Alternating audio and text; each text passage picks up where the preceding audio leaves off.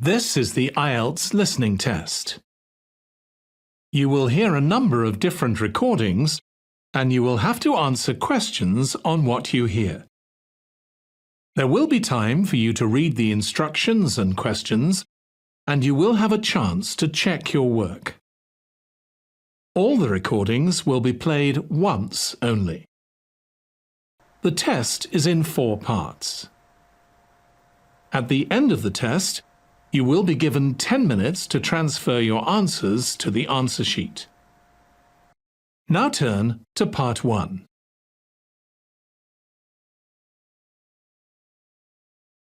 Part 1.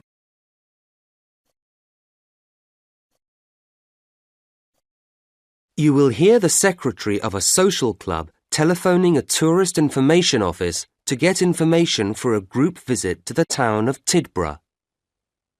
First, you have some time to look at questions 1 to 6.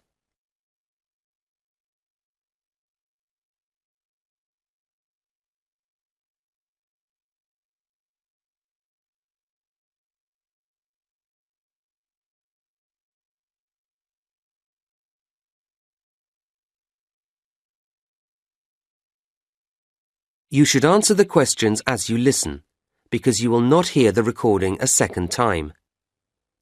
Listen carefully to the first part of the conversation and answer questions 1 to 6. Hello, this is Tidborough Tourist Office, Derek speaking. How can I help you? Good afternoon. My name's Clara Swift. I'm the secretary of a social club and we're planning a visit to Tidborough. Oh, yes.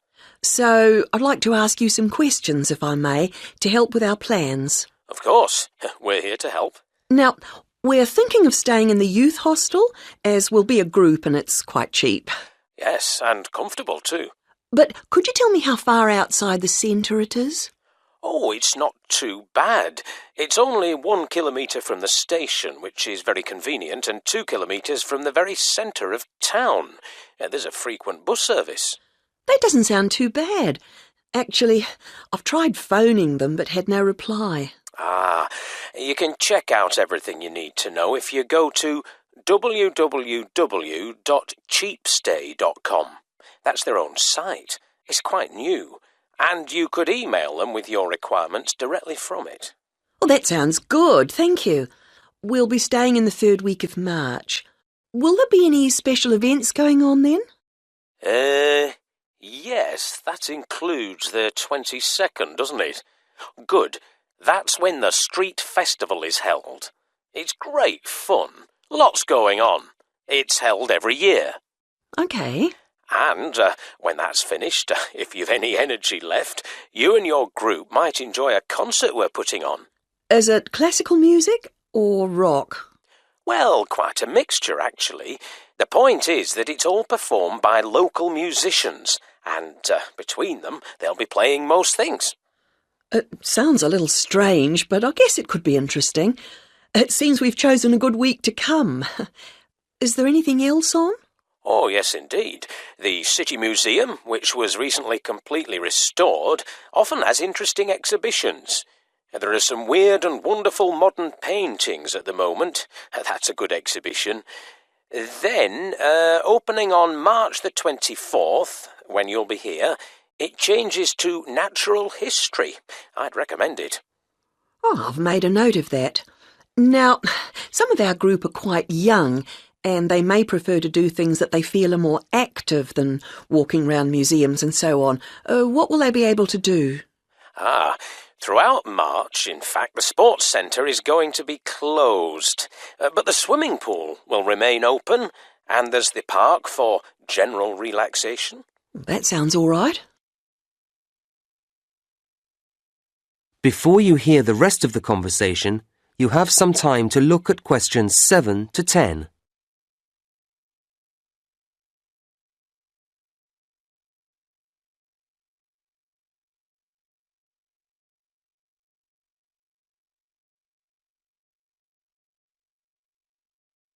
Now listen and answer questions 7 to 10.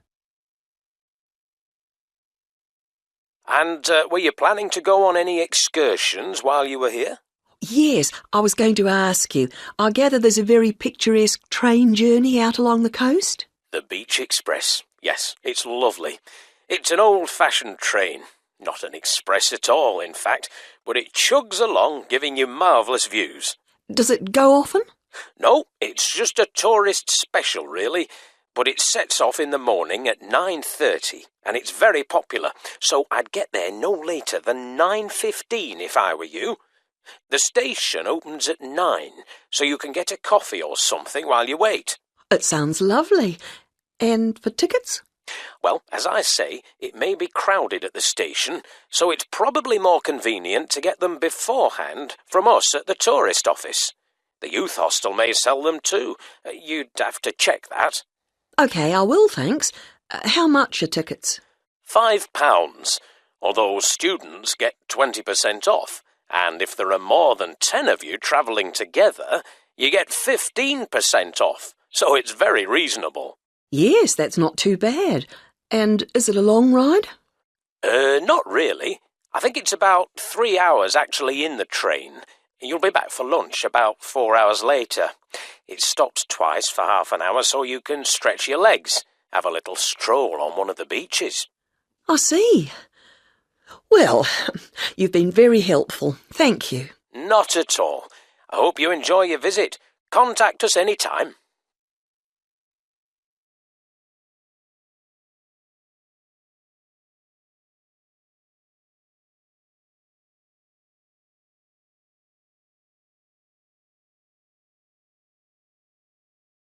That is the end of part 1.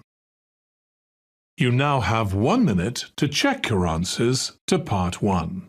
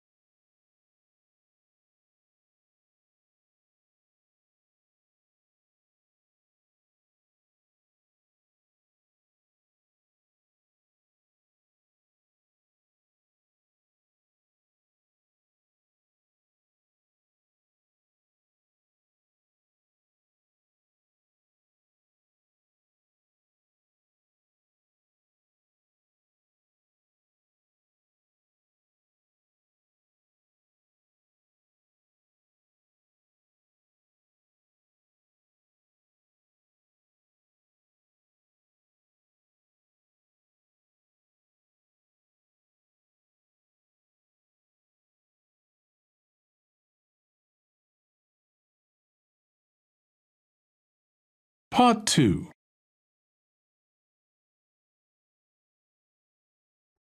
You will hear a director of Hawkins, a large department store, giving an introductory talk to a group of temporary staff on their first day at the company. First, you have some time to look at questions 11 to 13.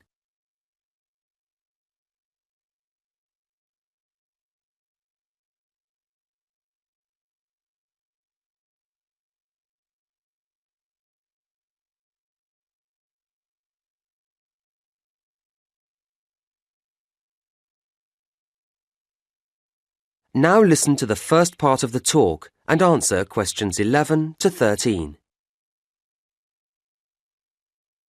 Hello everybody and welcome to Hawkins. I very much hope you will enjoy working here and indeed that some of you may take the opportunity to join our permanent staff. Now, my purpose this morning is to give you a short overview of Hawkins and a few pointers about working here. Then I'll hand over to Celia, Head of Human Resources, to begin the training proper. Right, now we've seen quite a mixed history in sales recently at Hawkins. 5 years ago, we saw the beginning of a success period as sales climbed at an exciting rate, but then they went flat again for a few years, although we're delighted that they've recovered in the last year to rise again, so the future looks bright. As a company, we have to watch and be proactive about where these sales are coming from. All of you here will be allocated to different departments, but you may be interested to know where your area stands in relationship to others. Hawkins was traditionally basically a clothing retailer, and clothes remain an important part of our business, but over recent years we've seen that reduce as food and electrical have both grown, leaving us equally balanced on all fronts at the present time. This is a situation we'd be pleased to maintain, although the general increase in food spending is predicted to affect all major players in our sector. Well, that's us. What about you, as temporary staff? Where do you fit in? Any business that operates in a changing climate must rely heavily on contributions from a flexible proportion of its staff, and Hawkins is no exception. Last year, we recruited temporary staff into every department, and this year we've done that again, actually increasing the numbers, and we expect to take on an even higher proportion next year. So you'll be playing an important part in our success. Before you hear the next part of the talk, you have some time to look at questions 14 to 20.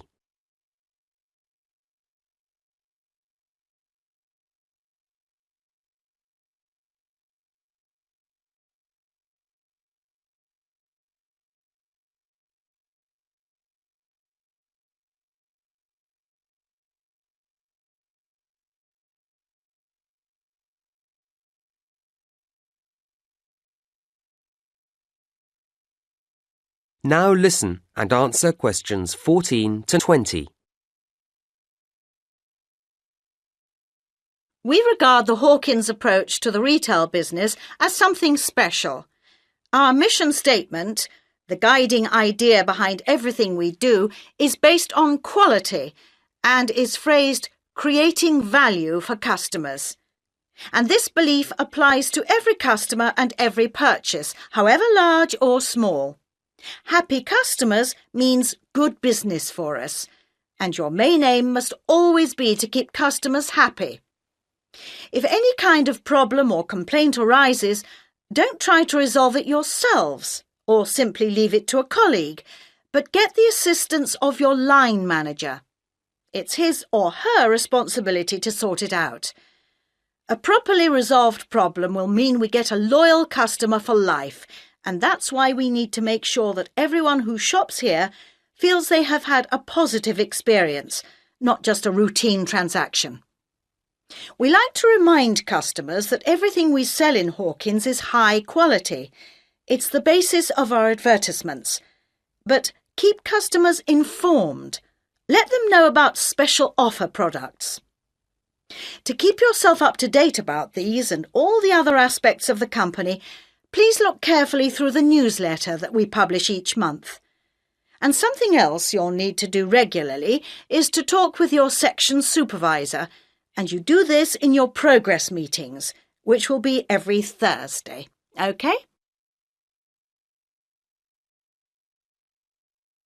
Right, just a few things and then I'll hand over.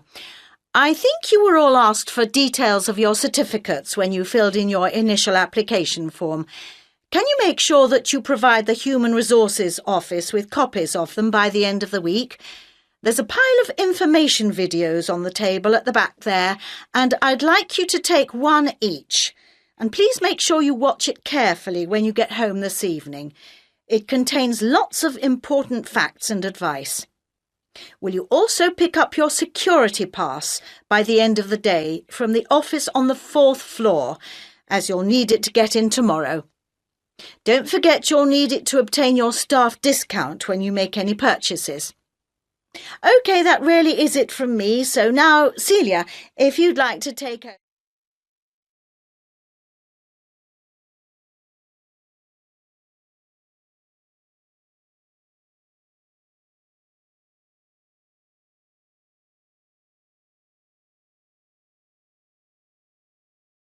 That is the end of part 2. You now have 30 seconds to check your answers to part 2.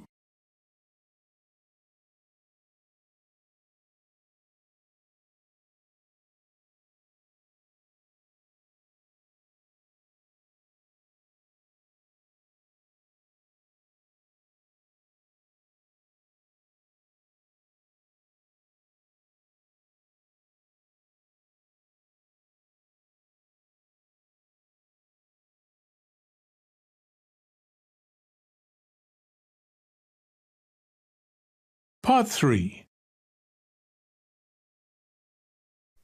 You are going to listen to a conversation between 3 university students, Alice, Paul and Michelle. They are discussing various aspects of an upcoming biology assignment. First, you have some time to look at questions 21 to 26.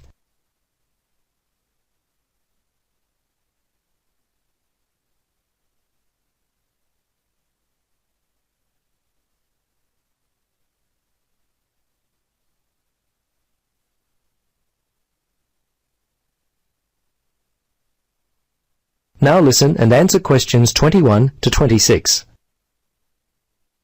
Hello, Paul. Hi, Alice. Hi, Michelle. Hi, Paul. Where are you going with all those books? Well, I'm preparing for my marine studies paper. Really? What are you doing your paper on? I haven't even started mine. Well, since I've always been interested in communication, I wanted to take a closer look at how aquatic animals communicate. Communicates? Really, Paul? You think that's interesting? Well, yes, Alice. Actually, it's been much more interesting than I had expected it would be. I'm finding the information fascinating. I bet you'd be surprised at some of the things I've learned.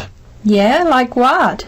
Well, much of the world is covered by water, but it wasn't really until the first third of the 20th century that people even began to explore the depths of the ocean. Prior to its exploration, scientists just thought of it as a completely silent world. Of course, today we know it is full of sounds. Such as? Well, all kinds of living things in the ocean, from prawns to whales, call back and forth to each other. How do we know that prawns talk to one another? Good question. The answer is we listen to them.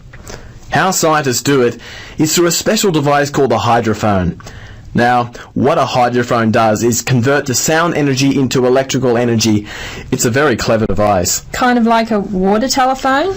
Well, yes. Quite like that, except the communication is only one way. Sounds more like spying on animals to me. Well, I suppose it is to a certain degree.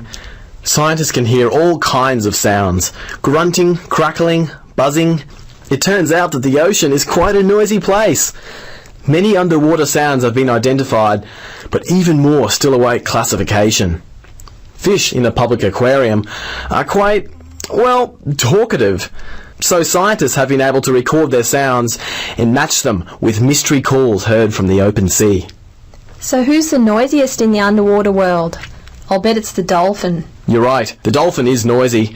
But by far the most widespread and persistent noisemakers are the smaller animals living in the sea.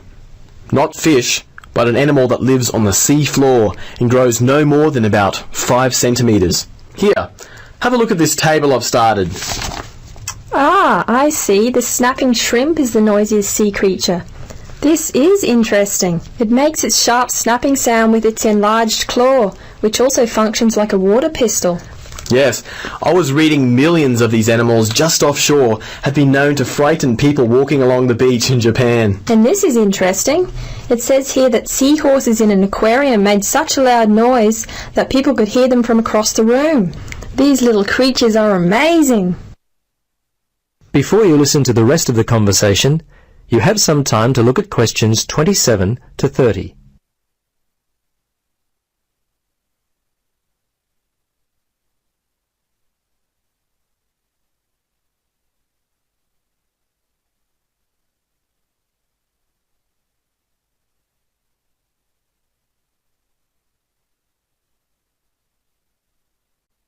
Now listen and answer questions 27 to 30. Say, Paul, your early research has really prompted me to get started on my own paper. You look like you've already done quite a lot of work on it, but the assignment isn't due for at least another month. Is that right? Let's see, Michelle. I think you may be a little wrong there. Let me get my class folder and we'll have a look. I know that our class participation is worth 30%, but what's this assignment worth? Isn't it 40%? Here it is. Yes. Actually, it's worth 30%. It's the second assignment due later on that's worth 40%. It says here, okay, there are 3 pieces of assessment.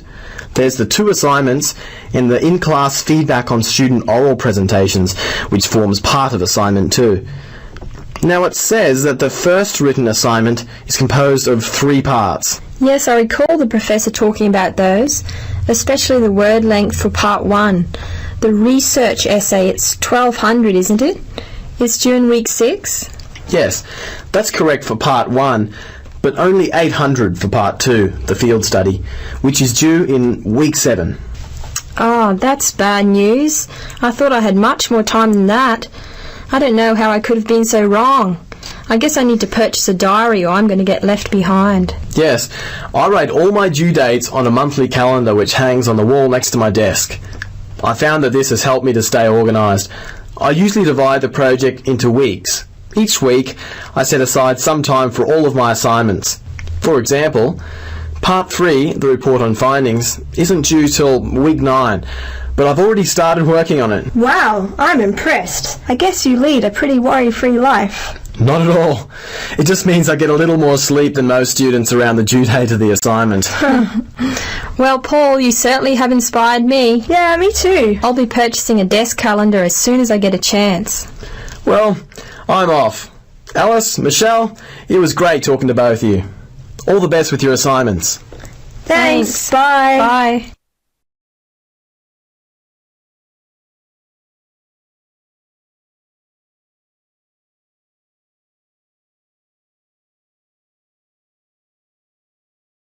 That is the end of part 3.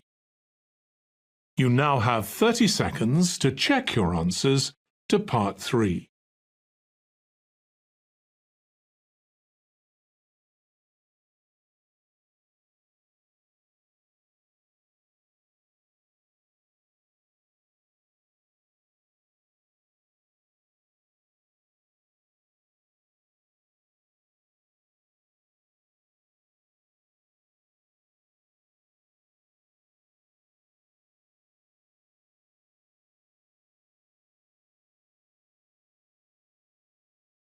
Part 4.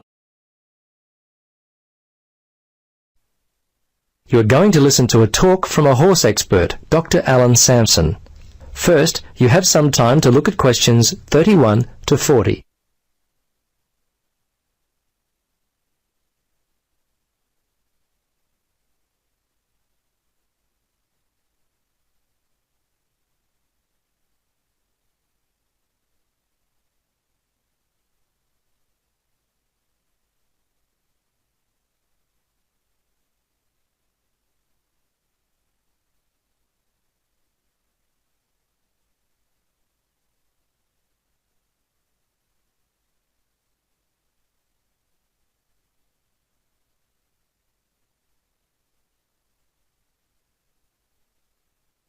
Now listen and answer questions 31 to 40.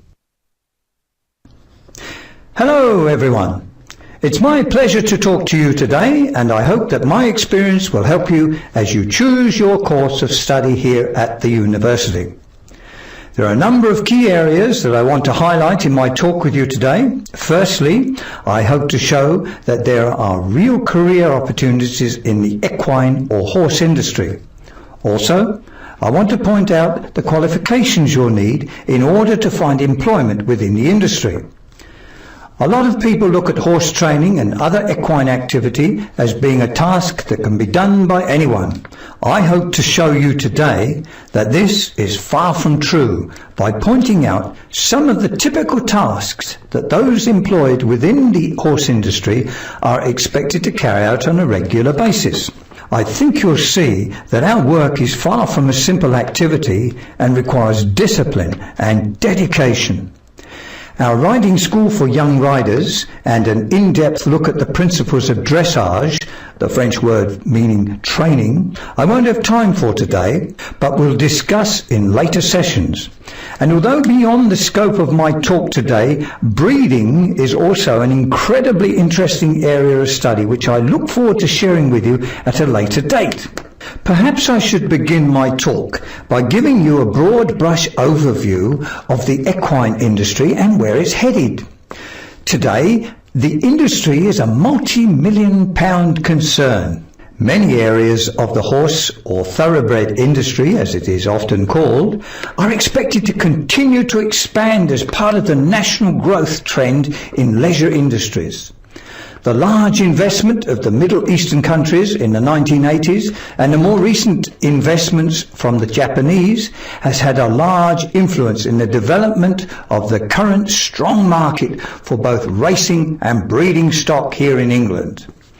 Currently, the thoroughbred industry is generating more than £900 million per year in exports alone. As you can imagine, opportunities exist in many branches of the thoroughbred industry. In fact, in a number of areas, the industry is really expanding. Here in England, around 50,000 people are employed in the primary equine industry and a further 20,000 in ancillary industries. Of course, as with all other industries, practical experience is essential to prove ability and commitment.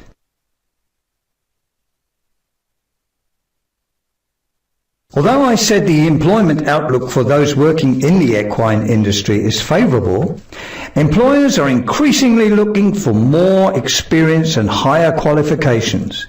Individuals intending to take up study often ask me which courses I recommend. Well, there is a good selection of courses to choose from. Personally, when I began in the industry, I enrolled in a part-time certificate in equine management course. It's a good way to gain a general overview of the industry, but offers only minimal career opportunities for graduates.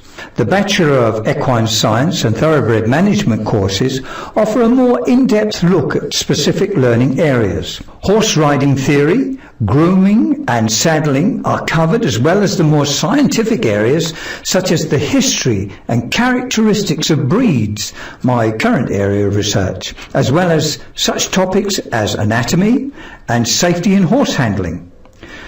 From this degree, students can choose to undertake postgraduate studies. By far, the two most common employment areas for university graduates within the equine industry is equitation, which is, by definition, the act or art of riding a horse, and horse training and management, which involves such diverse activities as instruction, stable upkeep, and horse show entries. For those of you looking for long-term, secure employment within the industry, I recommend undertaking some kind of educational coursework. These days, just to be a stable hand, job seekers are presenting with college certificates which are increasingly becoming the minimum level of education. Working in racehorse stud management, grassland management and equine exercise and nutrition requires a Bachelor of Science, and no longer will the bachelor's degree suffice when it comes to specialised equine health and research. Only postgraduates or PhDs are now finding employment in these kinds of areas. I'd now like to take a brief look at the degree to which